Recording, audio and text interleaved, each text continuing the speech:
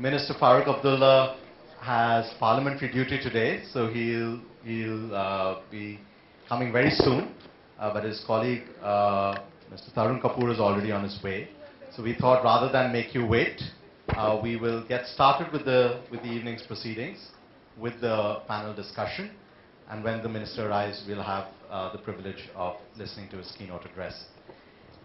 We'll just wait for a few minutes before all the panels are mic'd up. Be of more interest. There is drinks and dinner after this session, so we welcome all of you to please join for drinks and dinner once we finish at about 7:45.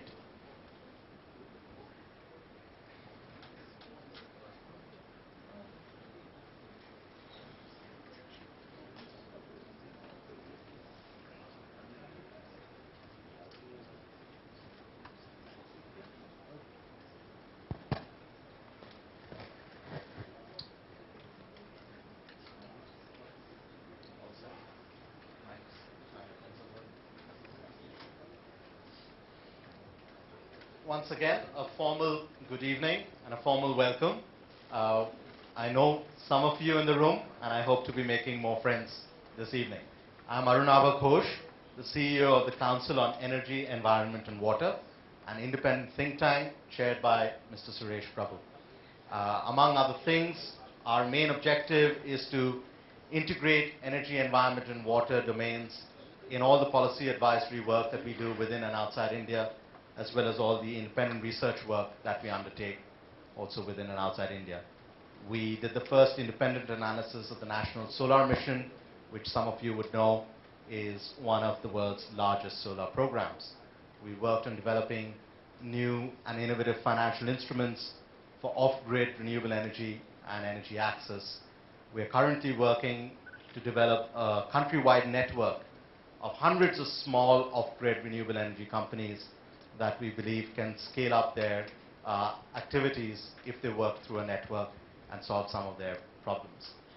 But green growth is not just about energy. It's about the whole gamut of infrastructure and other productive economic sectors that perhaps need to be viewed through a slightly different lens.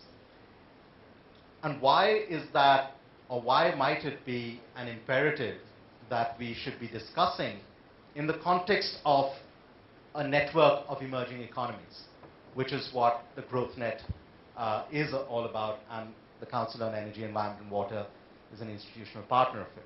Let me just give you some context. The biggest consumers, the biggest new consumers of mineral resources around the world are emerging economies. In fact, since 2010, for the first time, South-South trade in mineral resources became larger than South-to-North trade. So the demand is in the South, the supply is in the South, and the trade is happening there. Yet there's continued concentration of mineral production in a handful of countries in terms of large-scale production. So the supply sources still remain largely limited, within which a number of new economies have to compete for or collaborate to secure the resources to deliver industrial and other forms of growth. At the same time, we have a step change in price volatility. If you compare it over the last 30 years, we probably have one of the highest rates of fuel prices in terms of crude oil, and compared to the early 70s, about 40 years ago, we are approaching those types of prices in terms of food and other resources. Outward direct investment from emerging economies is increasingly going towards resources sectors in other developing countries.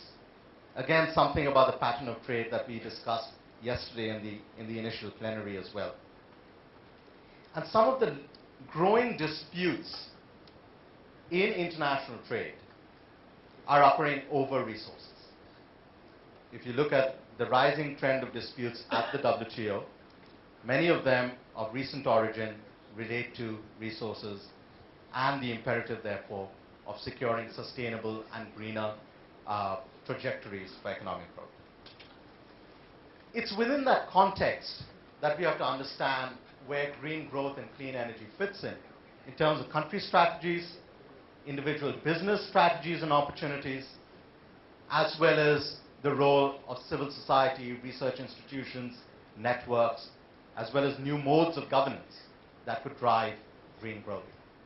There's a new international institution that some of you would already be aware of called the Global Green Growth Institute, driven by the United Kingdom, South Korea, and Denmark, but which also has other countries as members and other non-state actors as members as well. South Korea, for instance, in 2008 decided that green growth would be the leitmotif of its economic growth strategy for the next 50 years. 3 of China's 7 new strategic emerging industries relate to alternative energy, cleaner vehicles, and so forth. So there's something happening in the world that we perhaps are trying to capture under this label called green growth. Do we have a common definition? Do we have a common understanding? What kind of opportunities does it present? And what kind of disputes or concerns does it raise?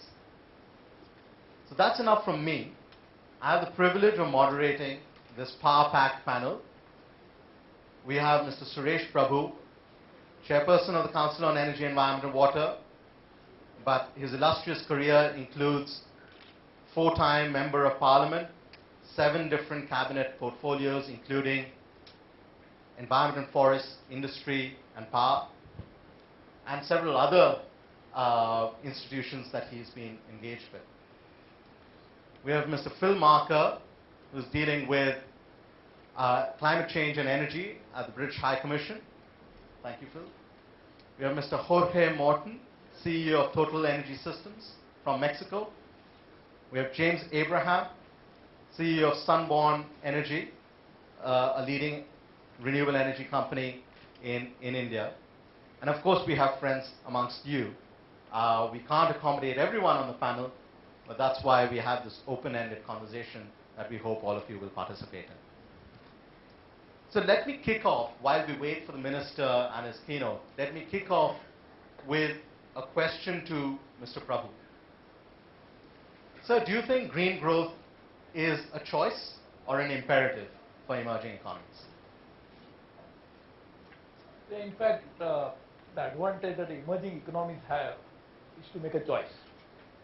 Maybe that was not there for other economies when they were really growing, because we didn't grow that fast. It's an advantage now, because probably now we can learn from the mistakes of others and also unlearn from whatever they did. So I think it's a great opportunity for emerging economies to pursue a path which will be really sustainable. And in fact, what is really meant by green growth is something which will take us to a level wherein we do not lose much while achieving that success. Because as we have seen now, the so-called developed economies have a huge baggage to carry, because they are first locked into a system. Secondly, they have incurred huge cost for rapid industrialization and the growth. Therefore, I think they will always be saddled with that responsibility. Even our good friend China has that problem, because it grew so rapidly from 1978 to 2020, probably 2013, probably 60 times from what they were. And in the process, the cost of growth in terms of damage that is caused to natural resource is pretty huge. So they'll have to probably again plow back from this economy growth that what they have achieved to repair that damage. Unlike that, the other economies will have that great advantage. So I think green growth is a good choice, and in a way inevitable, because the resources, as you correctly mentioned, are really not available, particularly the fossil fuel resources. They are not available to a scale which will be really required. For example, India, we never could imagine would ever import coal. We of course were importing coking coal, but we never thought we'll ever import thermal coal, because we always were saying that we have 550 years of coal deposits. In fact, I also am responsible for misinforming the public, because I also said that as a minister. But now we have started importing 100 million tons, and as the finance minister says, 185 million tons, which I think is very grossly understated. We may import maybe 250 million tons soon, and that means that the resources are not available in India. We are importing oil which will be 90% of requirement in the next few years' time. So that again is not sustainable. So I think, as you correctly said, it's no longer choice. It's an inevitable decision we'll have to take. I think it's a good decision. In fact, it's not bad that we are taking this decision. In fact, it will help us not to incur additional incremental cost, which will be a collateral damage, and we can actually make it grow. Mr. Morton, Mexico is a major energy producer, including on the fossil fuel side. From the Mexican perspective, is green growth something that is just one part of the economic trajectory that could be followed, or does it need to be central to the development strategy? I believe that in Mexico we have had a big change in the last years. Sorry, I'm going to pause. Can everyone hear? I think the microphone volumes need to be raised. Bueno. Yes. Okay. The situation of Mexico in the energy sector has been changed in the last 3 years. Mexico, from being an exporter of oil and natural gas, today we are a net importer of goods. Mexico, from being the refiner of its own oils, today we refine our oil in India and Turkey and take back the gasoline. So the history and the situation of Mexico in the energy sector has changed drastically. That is why we believe, and that's why we are positioning ourselves in Mexico as a Mexican company in the production of biofuels produced in Mexico.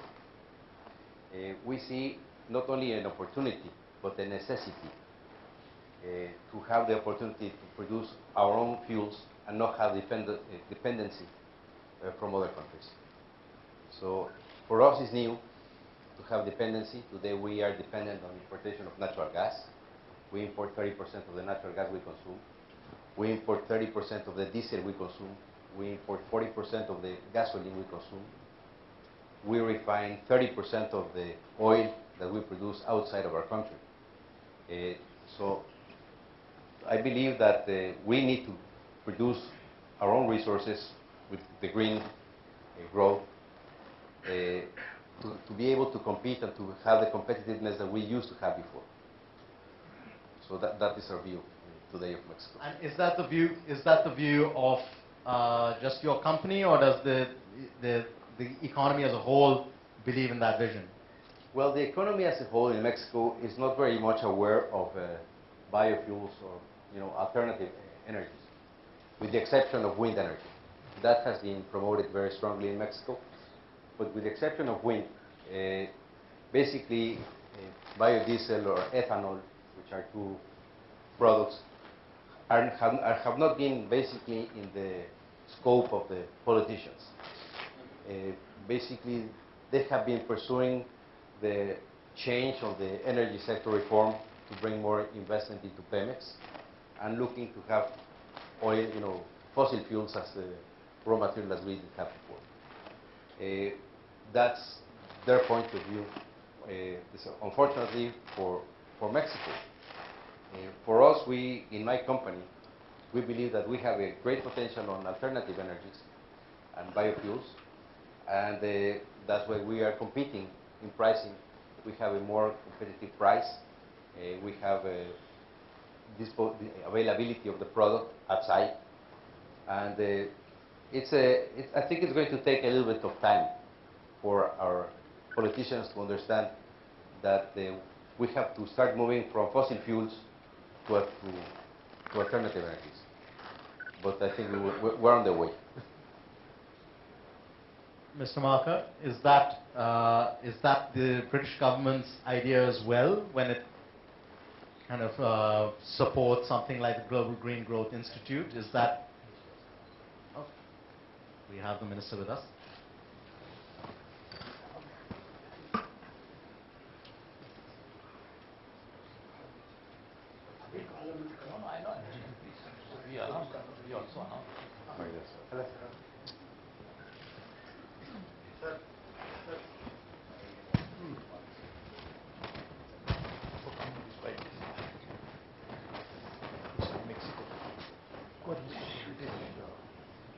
I know.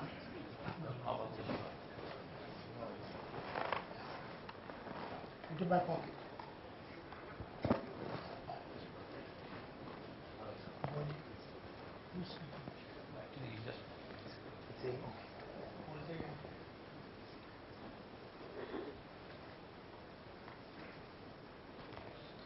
So let me join all of you in welcoming our Honorable Minister for New and Renewable Energy, Dr. Farooq Abdullah, who truly has brought in a great amount of dynamism in this ministry. In fact, I have really seen him as the Chief Minister of one of our most important states in the country, Jammu and Kashmir. There, of course, I have personally experienced his dynamism when I was in the central government and he was in the state government. We worked as real good partners. But new dynamism in this ministry is evident by the fact that India soon will be producing more than 20,000 megawatts of solar energy, which is already focusing on the next step of making India probably in the next few years' time more than 100,000 megawatts of solar energy, and also the small hydro, the wind. All this has really become possible thanks to the vision of the Honorable Minister. In fact, not surprising the fact that he really truly believes in nature and therefore he wants to live in harmony with nature by generating energy which will be really sustainable. In fact, the point that we were just talking earlier. So he was held up in the parliament, and despite his parliamentary duty which are primary, he has chosen to be here. So I really wish to thank him, and I look forward to the renewable energy portfolio reaching new heights in the next few years' time, because he has already embarked upon many ideas which I don't want to say he will say it better because these are his ideas. I have only been witness to these ideas being explained by the government. So I look forward to this. Let me join all of you. Let me welcome the Honorable Minister for this program. And Dr. Arunabha Ghosh asked me to play my role. I was speaking and I came here to welcome you. So I think we'll hear him first. So that No, I think I'd like to hear somebody else first. No, I think it is, you set the tone, which will then have a discussion. Set the tone, then I will. Sure. I think if you want one goal, then I will just one mention. I will make it is, you know, India is home to a huge sunshine. So we have 300 days of sunshine in India. In fact, I remember talking to my Japanese friends. I said Japan is known as a country of rising sun. I said we are a country of rising sun, but we are a country of shining sun, because we have more sun in India than in Japan. And then we have some 30, 40, 50 odd countries in the world who are blessed with sunshine of that kind. And you cannot generate solar energy without sun. So therefore, the Honorable Minister is soon going to organize a conclave in which we'll be able to get all the ministers from those countries who are blessed with the sunshine. So it will be probably a 300-day sunshine club. And then that will actually scale up the generation of solar energy of an unimaginable magnitude. Because if there's a demand, automatically supply will come in. And the supply comes in, the prices will also come down. And soon India will be able to address one of the big challenge of energy security, but it's not just for India. We'll be able to make the world truly sustainable. The point that Dr. Ghosh was talking about, how to bring in green growth, will be possible if you can change the energy mix in a substantial way. Because by reducing fossil fuel, we are anyway reducing the emission of greenhouse gases, but we must fill in the void, so we'll be able to generate solar energy. So I think, Dr. Saab, this is one point for your consideration, and maybe now Dr. Ghosh, can you address us? So Yes, I will request you to please address. We very much welcome your remarks, sir. Okay, here I go.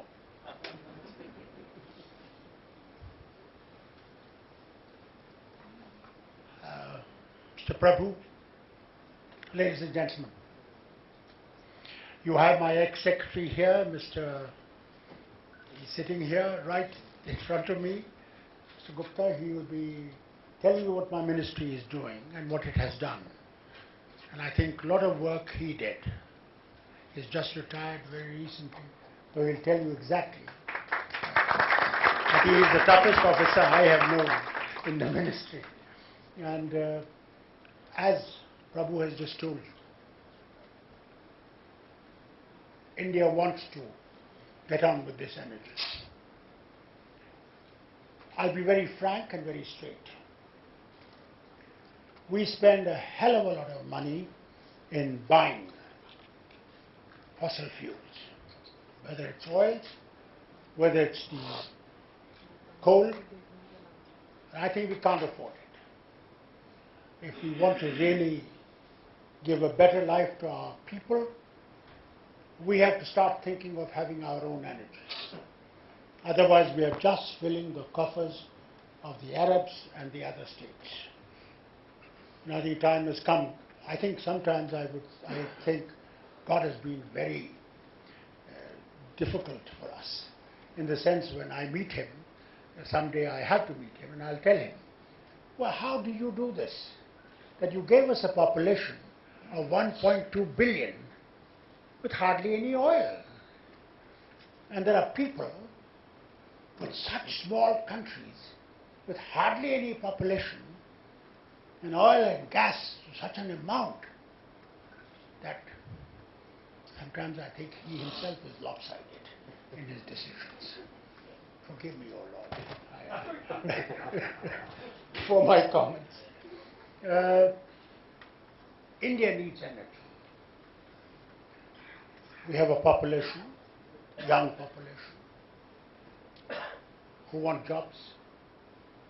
And jobs cannot come without energy, because the industry cannot come without energy. Therefore, how do we get energy?